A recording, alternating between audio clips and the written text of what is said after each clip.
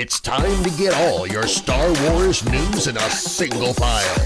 From Panthadrax TV, this is Good Morning Tatooine!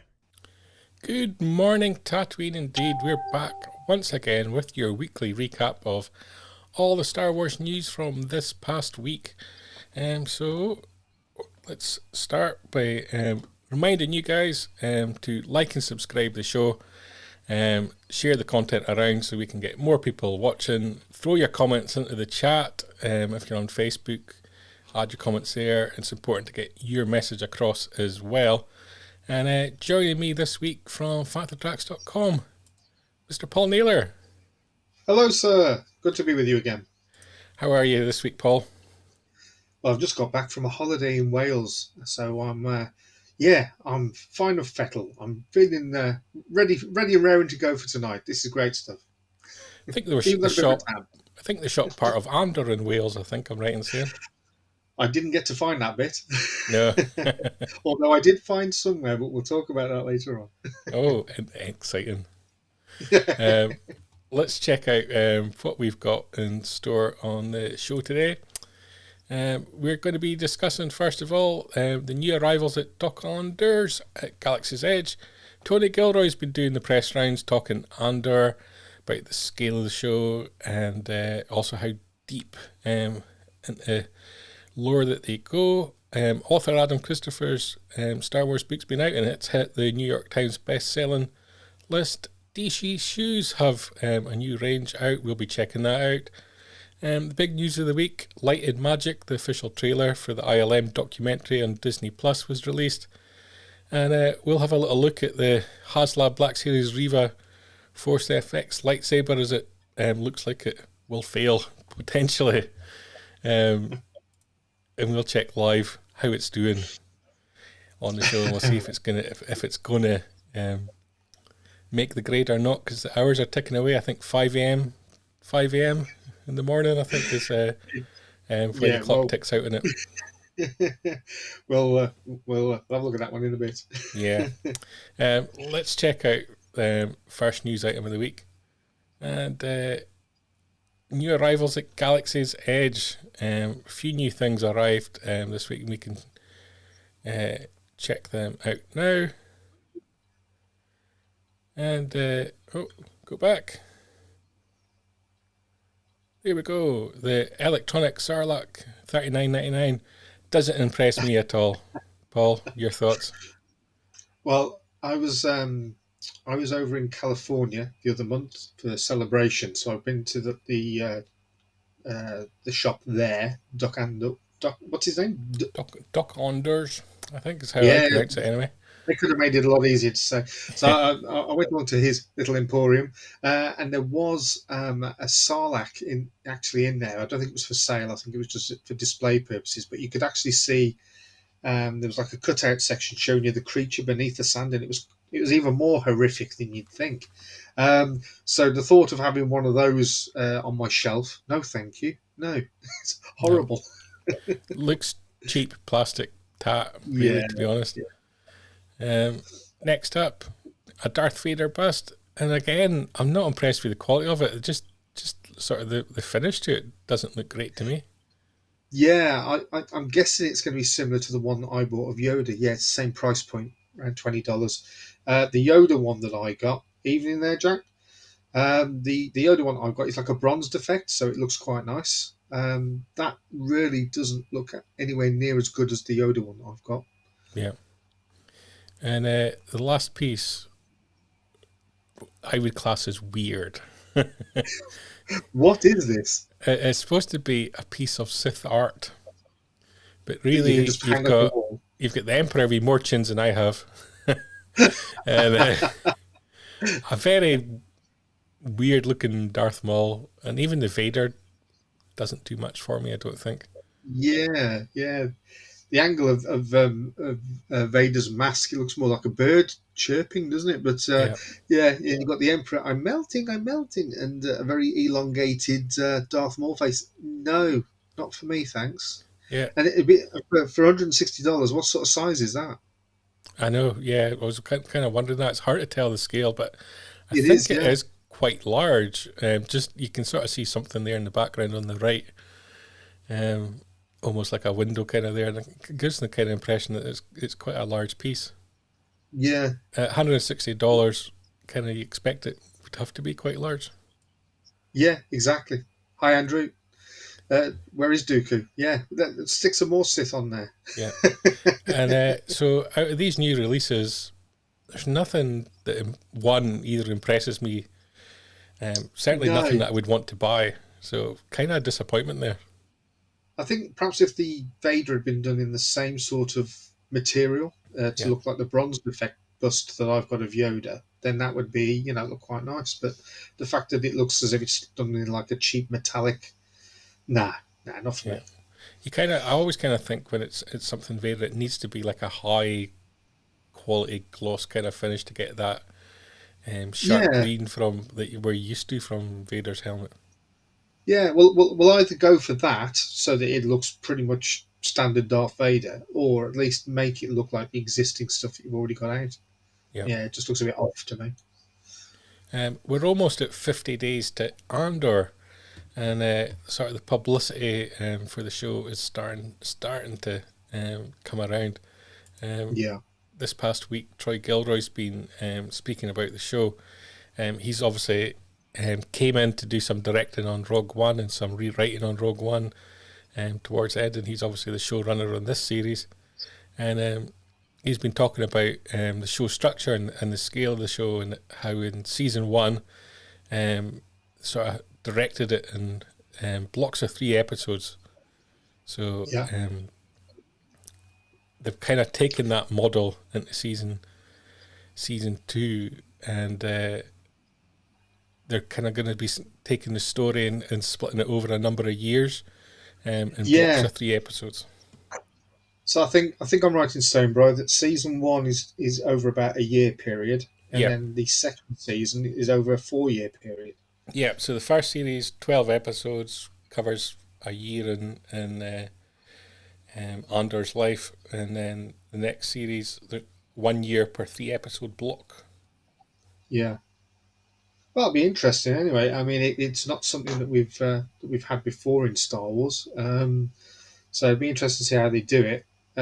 From the trailer that we saw, that's been out for a while now, they've been able to de-age Diego just by giving him a shave, so that's great. He does look considerably younger. So I'm guessing, therefore, that this is set around 5-6 years before Rogue One, leading up to it. So yeah, I mean, Rogue One probably, dare I say it, Rogue One's probably my favourite Star Wars film. So more than any other series, Andor's the one I've been looking forward to. What I've seen of it so far, it looks pretty good to me. So looking forward to that one. Part of me wonders if part of the reason for the blocks of 3 was COVID related. Possibly, yeah. He kind of mentioned in the interview that it was, like a TV thing to do in blocks of 3, but certainly in the TV shows I've worked alongside, I haven't seen them work in blocks of episodes of 3, so I didn't really understand that point. But I've wondered if it was COVID related, because obviously they were filming this really during the harshest part of COVID restrictions, and I wondered if it was a case of, right, let's do 3 episodes, get them in the canon, give everybody kind of that break, step back a little bit. It could be. Yeah, it could, like you say, it could be like an enforced decision, really. So it'd just be interesting to see how it works, though, because it's almost like we're going to get not in season 2, we're going to get like a quadrilogy, if you like. So we're going to get 4 3-part stories. Let's see how it goes.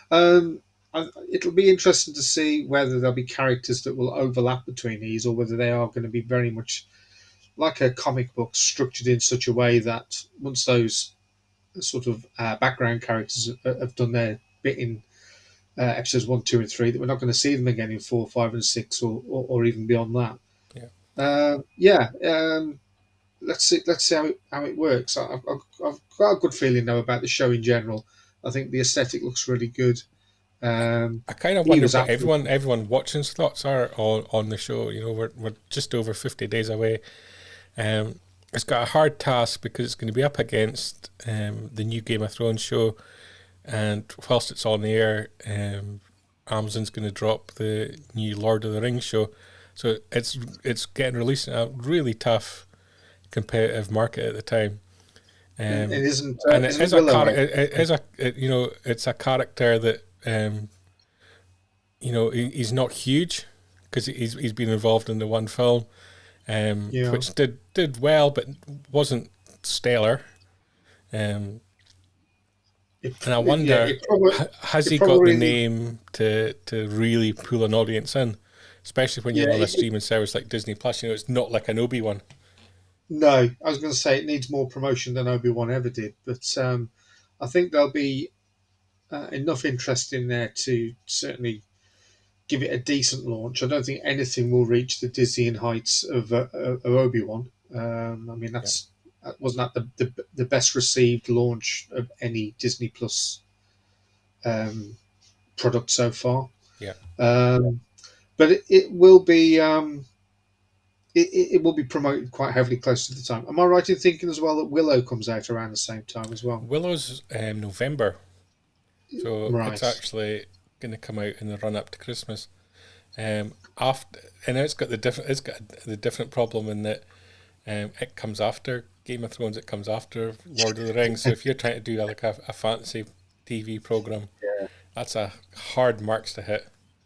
It's definitely going to be, of those three, it's going to be more of a family orientated fantasy drama, isn't it? Yeah, Definitely. and I think that's the way they need to promote that. Yeah. Tony Gilroy again also spoke on the scope of the story, and that they get a chance to really go deep into the character, and he's an interesting point he's made. They've got 1,500 pages of script to tell a story. He's got a lot of things to say, and they're going to explore pretty deeply, which is great because I kind of expected a deep personal kind of I guess a deep character piece for Obi-Wan, and we didn't maybe really get that as much. So I'd quite like to see that on Andor. Yeah. Yeah. I suppose it's hinting at that we're going to get characters from what's now deemed the expanded universe being brought into canon. Yeah. I'm hoping we get to see a bit more Grand Moff Tarkin. That would be nice. It'd be nice to see some Palpatine in there as well that we didn't get in Rogue One, but obviously he would have been kicking around at that time. So that again would further cement and bond all the stuff together. Vader could be in it again. Yeah. Why not? So there's plenty of stuff. I'd like to see Daniel May's character explored more. I mean, Daniel Mays is a great actor, killed off in like the opening few scenes of Rogue One. But it would be nice to see that him and Cassian had like this close sort of working relationship, and they went off on adventures together. And then that would give that story in turn at the beginning of Rogue One more emotional impact. Yeah.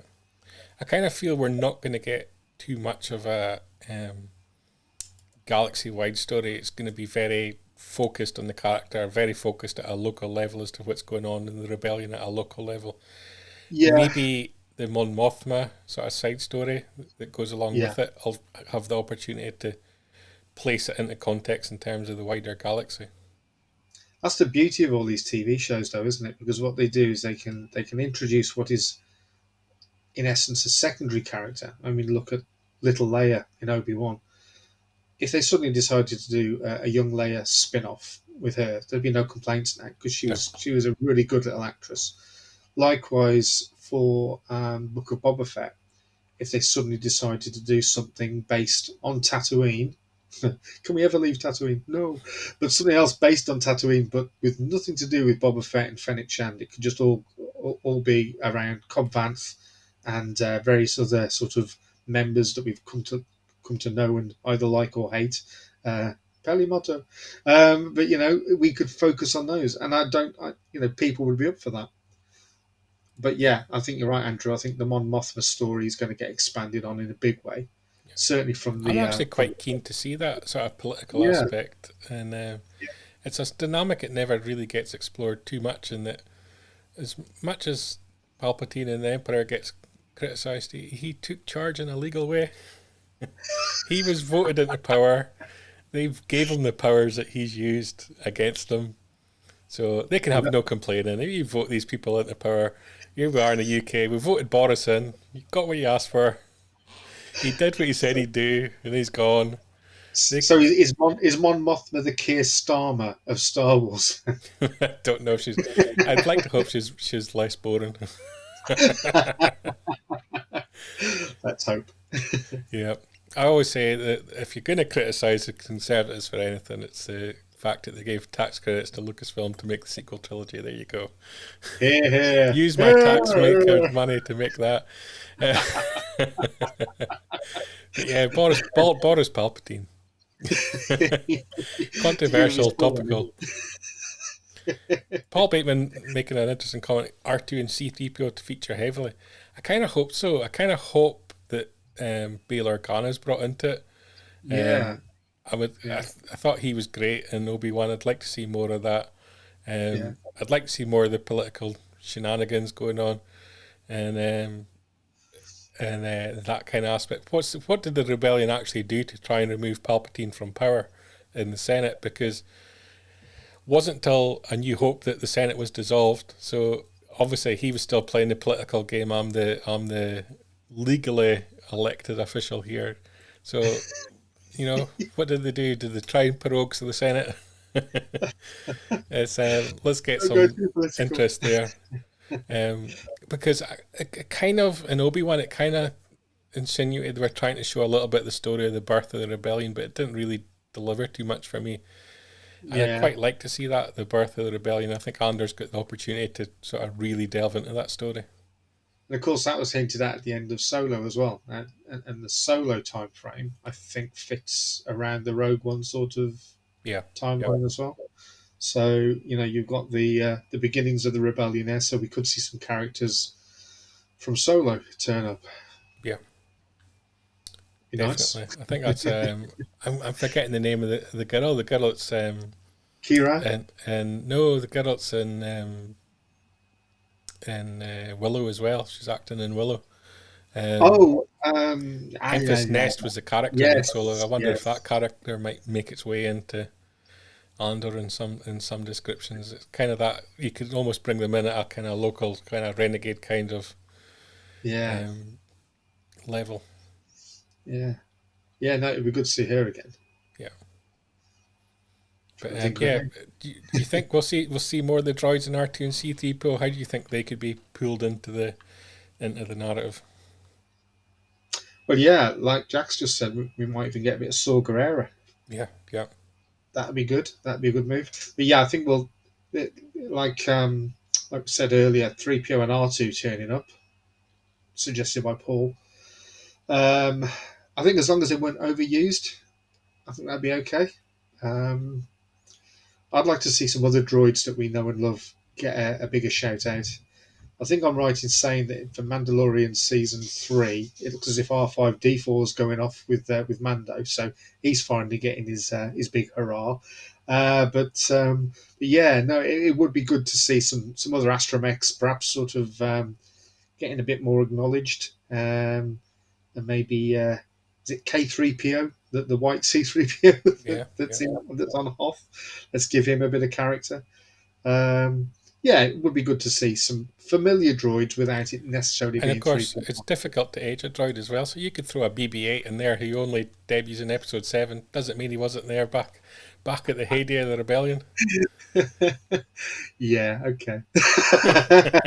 Not convinced on that one, Paul. You've just been hating on the sequels, and now you're going to throw that one in. I'm letting you have a conversation about how we should have more droids in the programme. So, oh yeah, fair enough. I mean, you're clearly on meds. Yeah. Jack always saying like seeing new troopers. Yeah. It seemed certainly from what we've seen so far, that they're going pretty old school in terms of the look of the Imperials. It's very classic Stormtroopers, very classic Imperials. But they're doing a whole lot of different landscapes and scenes and settings. I did notice in the trailer you do see traditional TK stormtroopers in one scene, and then in another, if you look very closely, it's the clone troopers Yeah. from episode 2. So yeah, Yeah. I'm perhaps we're going to see them dotted around from all eras. I've got a feeling that although they're saying that season 1 predominantly focuses on a year, I think we are going to see him when he's a young lad as well, early on, maybe in flashback, and perhaps that's where we'll see clone troopers as well. Yeah. Another trip to Jeddah. Jeddah, why not? That'd be great, wouldn't it? That would be good to go back there. I would quite like to see Jeddah actually appear in a TV series when it's in its prime rather than in the Rogue One era. Yeah, that would be interesting to see that. Yeah, and as Matt says, the timeline's very interesting, and as it falls just at this kind of real crucial junction. Yeah, that makes it all very interesting. The issue, I guess, is when you're making TV shows, the writers aren't as huge as fans as we are. They don't have necessarily knowledge to pull in everything that me might want them to do. So that's when you lean heavily on the story group to say, well, if you're thinking of doing this, you could actually bring this in. And so it'll be interesting to see how that collaboration's worked.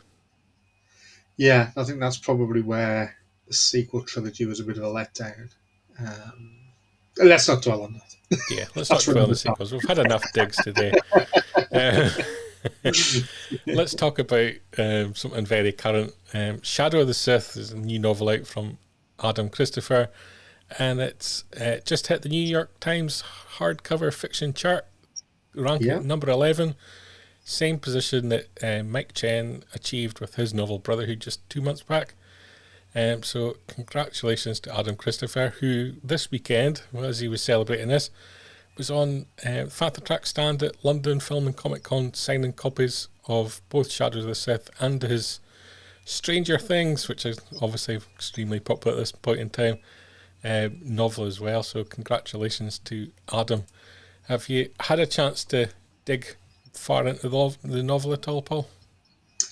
I met Adam briefly over at Star Wars Celebration, where he wasn't signing books at that stage because they weren't about. But I have got a signed poster by him. I haven't got the book as yet, but I do intend to get it. Back in the days when it was when Marvel Comics had got the original comic, the original run of comics. And I always found that the era between Empire and Jedi was quite an interesting one, where we'd got that Luke and Lando thrown together in the mix. So it'd be nice to see how this works out between Jedi and what's the episode 7 called again? Forgotten it. The Force Awakens.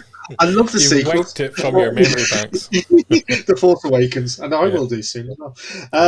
But it'd be interesting to see the dynamic between Luke and Lando there. And a big chunk of it's obviously playing off the fact that they kind of teased that Luke and Lando had gone on this adventure hunting down Jedi relics and Ochif Bastoon and all that kind of pieces. So it was kind of what a lot of people said sounded like a better plot than the movie.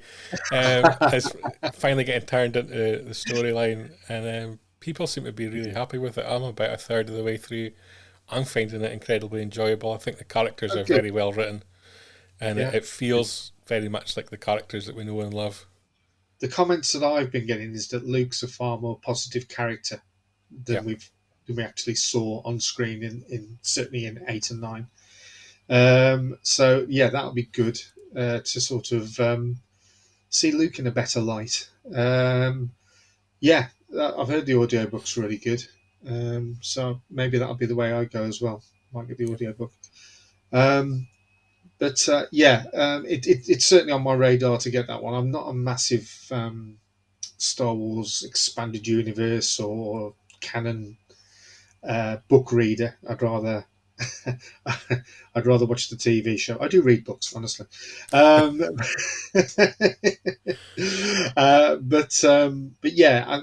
do think that it's an interesting era to focus on, and it was hinted at in episode 9 anyway, wasn't it? I Yep. think was it Lando mentioned about his adventures with Luke. Yep. So yeah, be good. Next up, some products to talk about. DC Shoes have been collaborating with Lucasfilm on new footwear and apparel, and they've unveiled some of that this past week, and we can kind of check it out. We have got first up. It's kind of, I'm guessing it's kind of based off a Boba Fett. It's definitely his color scheme, isn't it? Yeah, It looks like something that Liam Gallagher could wear on stage, doesn't it? But, it does. It very much does. If you're watching, where was he? Was it Transmit? He was at, I think. oh, the one where he walked off stage. Yeah. Yeah. In fact, if you look closely enough there, Bri, you can see the. You can see the. Oh, you can see the Fett logo. It does the indeed. Bantha logo thing, yeah, Yeah. Bantha skull. So it's kind of nice. I'm not blown away with it. I do like, however, this one, which is it's a little bit more mainstreamed, I think, in terms of the shirt and the shoes. I've actually got a close up of the shoes as well, which I think are kind of pretty neat. I like those. I definitely fancy a pair of those. Yeah. They're kind of, I always think if you're doing something Star Wars themed, you either go one or two ways. You go all in, and it's so Star Wars-y that you probably only wear it at conventions, or you've kind of got to mainstream it a little bit. And I think this is kind of mainstreamed a little bit, and I think it kind of works pretty nicely. Is that why you go shopping in your Krennic outfit? I go shopping with my cape just because. Why wouldn't I walk about town in my cape? Just because. Yeah. I get that. I live on the coast, so it's you get the nice billow of the wind all the time. But you definitely need some of those then, some orange shoes, just to sort of like really show it off. I'm tempted to pick these up. I don't know actually where DC shoes are sold in the UK, but you can get them online globally, and they are out now. So I'll maybe have to check out their website and order online. Yeah, I'm gonna have a look into that myself. Yeah. And I believe the other characters, I think Vader, R2. Yeah. And there was another. another. I think it told me at the start. If I'd read it, like let's go. Like we're making a disaster of this now. Here we go. It says Boba Fett, Darth Vader, Luke Skywalker, X-wing R2-D2, and Stormtroopers. And the Stormtroopers. Yeah. So yeah, lots to choose from, and they look pretty nice. And DC shoes, nice pair of quality shoes, so going to be comfortable, which is important. Might pick them up in time for Celebration next year. Yeah, if you order them now. I once did a Celebration in Stormtrooper boots. I would never do it again. No, killed myself. No, definitely don't. Extremely painful experience. Sometimes it was very much a case of style over over any kind of comfort. Whoever had designed those shoes had never worn them, that's for sure. I think I did see somebody dressed as Grand Moff Tarkin once at Celebration, walking around in carpet slippers. So they were bang on. They knew what they were doing. That's the way to do a convention. The big news this week: the official trailer dropped for Light and Magic, which is Disney Plus's documentary on ILM, the special effects animation and virtual production division of Lucasfilm that we all know and love, and have been amazed by their work over the past nearly 5 decades almost. This documentary series is directed by Lawrence Kasdan, Ron Howard, Brian Gazer, Justin Wilkes, Lawrence Kasdan, Kathleen Kennedy, Michelle Rejwan are all on the production of it. And you very much get the feeling that this has been something of a labour of love, and really a love token to ILM from Lawrence Kasdan, I think. Definitely. Yeah. It's going to hit screens on July 27th. I think they're dropping all 6 episodes together. We can have a little look at the trailer sort of while we discuss it. so many things beyond Star Wars that they've been involved in, not just Lucasfilm projects, but I think the trailer says it's some 350 films, which is pretty much incredible. And when you stop and think about it, it's the most groundbreaking pieces of cinema that we've seen. It's the evolution of cinema. You can watch it from Star Wars onwards. There was things in there like Roger Rabbit. So we all know how that looked. And there was the Honey, I Shrunk the Kids. So the actual evolution of cinema is basically the evolution of ILM. Without Star Wars, ILM probably wouldn't have existed, or certainly would have been many, many years behind. Pretty much like we're doing now with the volume on all the Disney TV shows, which are now getting rolled out to other products other than Star Wars, other territories. ILM is Star Wars. Without it, we would have had something very different. Yeah. And I think when you talk about George Lucas's contribution to cinema, everyone will talk about Indiana Jones, will talk about Star Wars. Arguably, ILM's the bigger thing because he changed the face of cinema forever. Absolutely. And even things, I think it mentions on here that on the trailer about Photoshop, obviously came out of ILM's work as well, which all of us have used Photoshop at some point or another. Yeah. So it's changed IT as well. So many things. The reach and impact of the company's just phenomenal. So it's going to be a fascinating documentary. I think I can't wait to check it out. So and going to have the opportunity to binge watch it as well. Yeah, just a couple of weeks to wait. So yeah, I mean, I'm hoping that will be up there with the Mandalorian roundtable stuff that we got. Yeah. Rob there saying that when he was a kid, everyone wanted to be an actor or a train driver. He wanted to work for ILM, and then all of them. He should have went for the train driver, judging by what they're getting paid.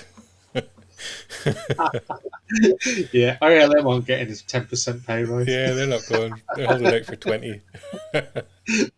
Once they wait till the documentary's out, ILM workers, then protest, see if you can get a pay rise. That's my recommendation. Last news item of the week. Controversial one probably as well. Haslab's Reva Force FX lightsaber. Obviously they've been pushing it hard on StarWars.com, and they were doing an interview with Chris at Hasbro about the project and how they developed it alongside the TV show.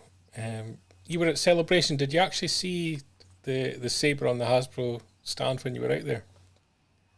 I went to the Hasbro panel. Matt was in there as well. Reva was very much the big character for Celebration.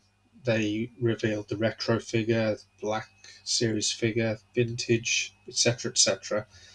So I suppose it was no surprise when this was the Haslab. It's just the wrong choice. They're not listening to their market. The Rancor. If the Rancor had been released maybe a month after the Book of Boba Fett, when we got the Rancor, and had been packaged properly from the start with the appropriate Rancor keeper and maybe a really good background, then that would have probably flown. Probably. This lightsaber was never going to fly off the shelves because there isn't such a strong market for lightsaber props as there is for either vintage scale figures or the Black Series. They need to do their research a lot better than they are. They need to speak to the people that are buying these things and say, look, I'd rather buy a Exactly. Who wouldn't want a pair of Jackson slippers? celebration in Orlando, I got myself a Ponda Barber oven mitt. I mean, I'd rather have that. It kind of feels, to me, Haslab should be slightly more fun things Yeah, that wouldn't get yeah, made. And I know this is a high yeah, end piece, but you can actually see this getting made. Um, where it's just like, yeah, it doesn't ring true. Matt threw a comment up there. He spoke with Chris at Star Wars Celebration. Videos up on Phantom Tracks TV, so if you go to YouTube, you can check that out. Really interesting interview across Hasbro's all releases at Celebration. Um, yeah. I'm sure. I'm sure it'll be great. I mean, we saw the demonstration of it there, and if you plunge it into something, it lights up all orange as if it's cutting through it, and it does some fantastic stuff. But that's not what the real collector market's about. yeah, let's have a look, What the see how it's people are, doing as we speak, how it's you doing go on then. live. So there we go. We're an hour and a day and 7 hours, 24 minutes away from it happening or not happening as it looks to be. You've got 1,354 backers. Need to reach Yeah, 5,000. Price point of $500, which arguably is the price of two lightsabers added together. I yeah. guess is their argument and justification. Nah. Yeah, not doing it for you at all. No, no. I mean, I have been quite an avid Black Series collector. I'm just looking up at them here. But even that has got ridiculous lately. When I started looking at all the pre-orders for the Black Series that are taking forever to come through, and I totted up how much the ones that I would likely order, and it was like 500 quid's worth, and I can't justify that. Yeah. So Rob makes they need to start an being a bit interesting comment, smarter. and it's something that I think a lot more and more. Has Star Wars become a rich man's verse? And we've got this Yeah. issue, with the Galactic Star Cruiser Hotel, with this $5,000 drink, with Ah, this $500 lightsaber. dear. I think you're in a danger of offending people. I've made this Yeah. past week, after 35 years of collecting comics, that I'm kind of going to wind it down and finish by the end of the year. So as each series closes, that's going to be it for me. I'm going to complete my collection at that point. And Yeah. thousands of comics, thousands of pounds spent on them over that time. I don't want to pay any more because I don't like the way that they now trade, and that you've got 20 different retailers all charging 20, $30 a comic for a trade. For a Virgin cover, you'd be $50 for two. Throw in Yeah. another $20 shipping to the UK. It just becomes expensive, and the joys come out of it. And the Yeah. collecting world's changed as well, in that um, people now talk about value before they talk about the comic or the quality of the comic or the cover or the art or the writing.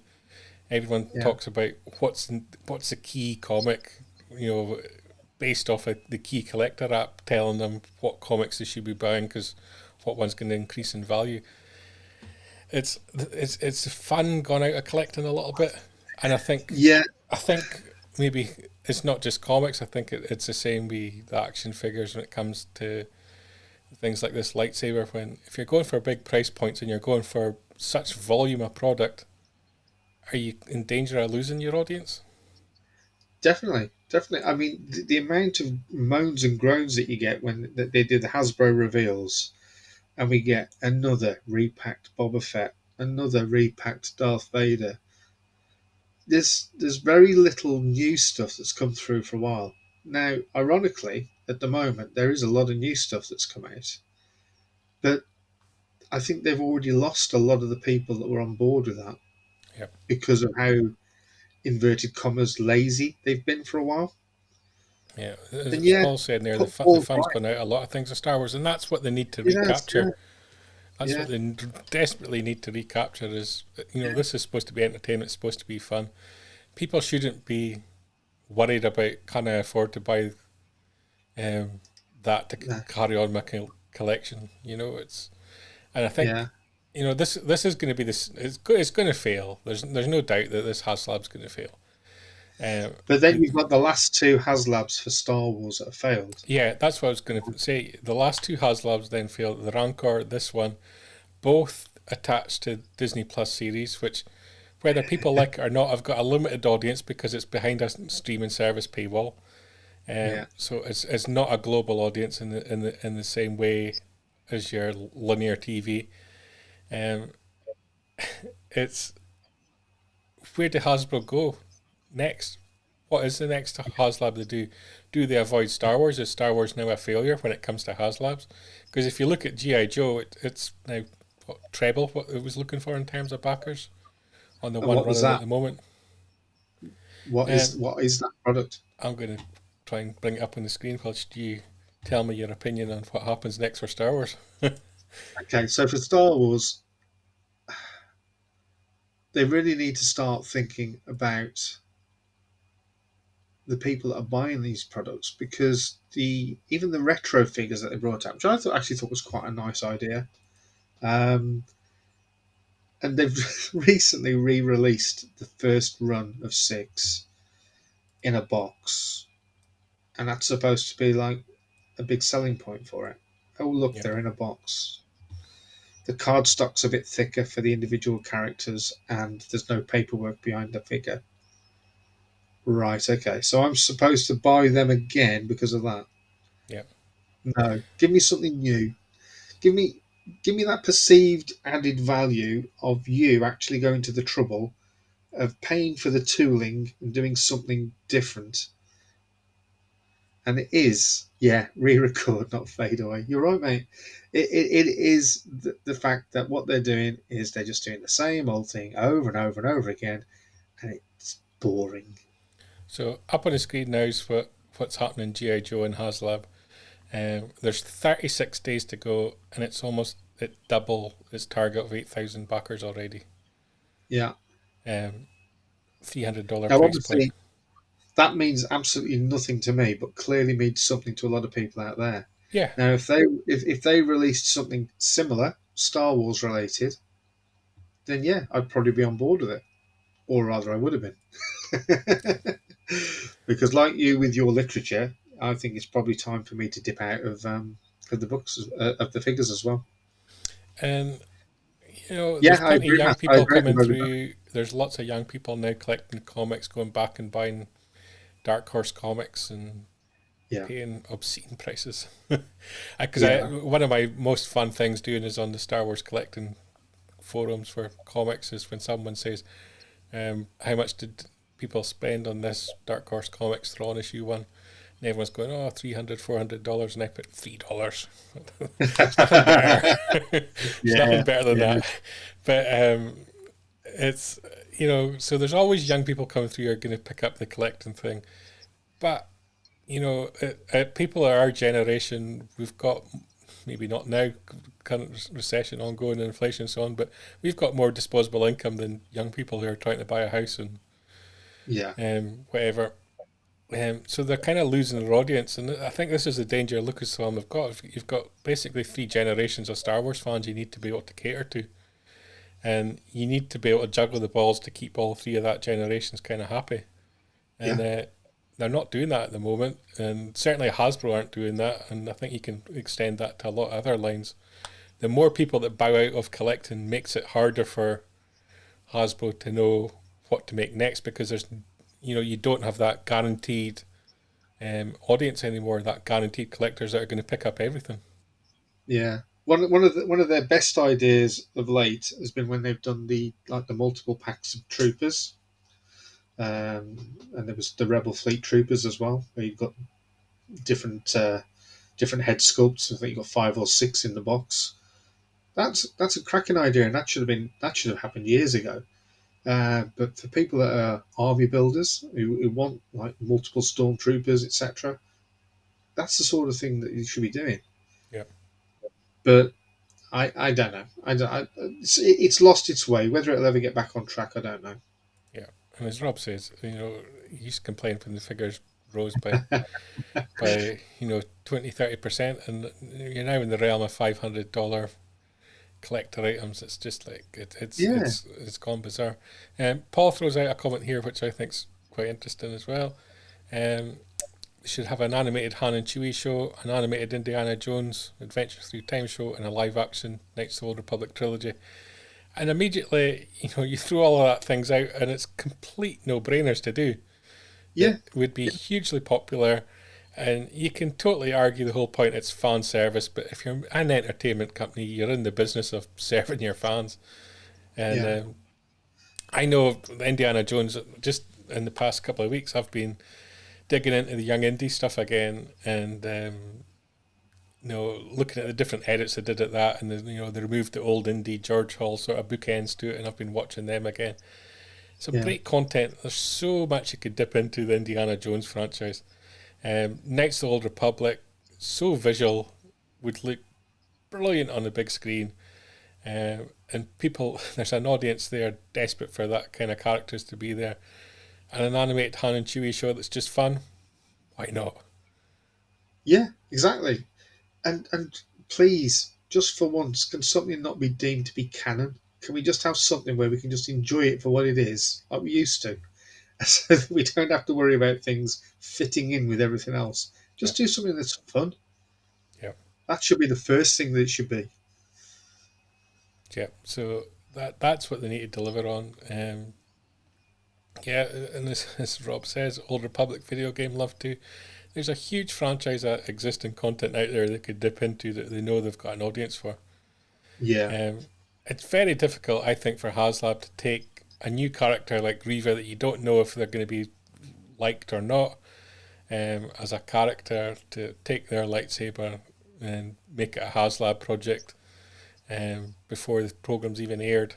And it's missing features. It doesn't spin, which was a big feature of the show. It's just so it's a difficult one. I don't know what Hasbro do next. They've really alienated their audience a little bit. I don't know what they do to course correct that. And certainly the Haslabs are getting completely getting them wrong. So I can actually see there not being a Star Wars Haslab for quite some time, because it's got to be embarrassing to fail on two in the trot. But again, they're just choosing the wrong things. Yeah. Simple as that. Yeah. I think on that note, we've torn enough people apart for this week.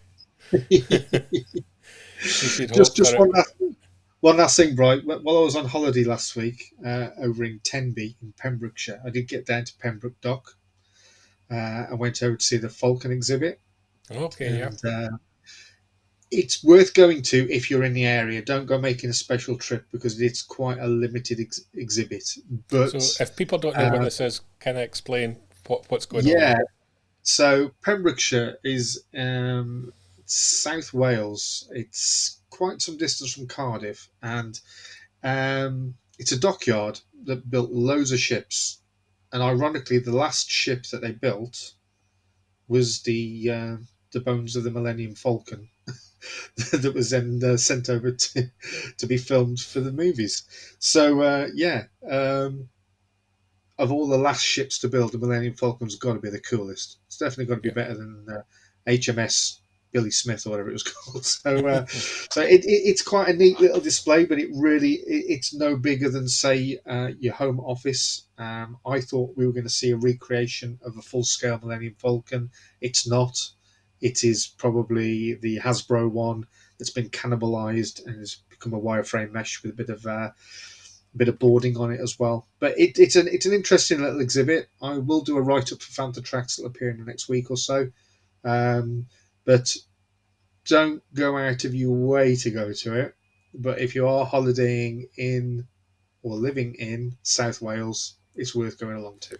And is it worth holidaying in South Wales? It's worth holidaying in South Wales, definitely. Yeah. If only for sticking sticks into jellyfish. It's great. Yeah, go do that. There's an endorsement and a half. Paul, thank you for joining me this week, chewing over everything Star Wars. Cheers, mate. Good Morning Tatooine's going to go on a 2-week summer holiday itself.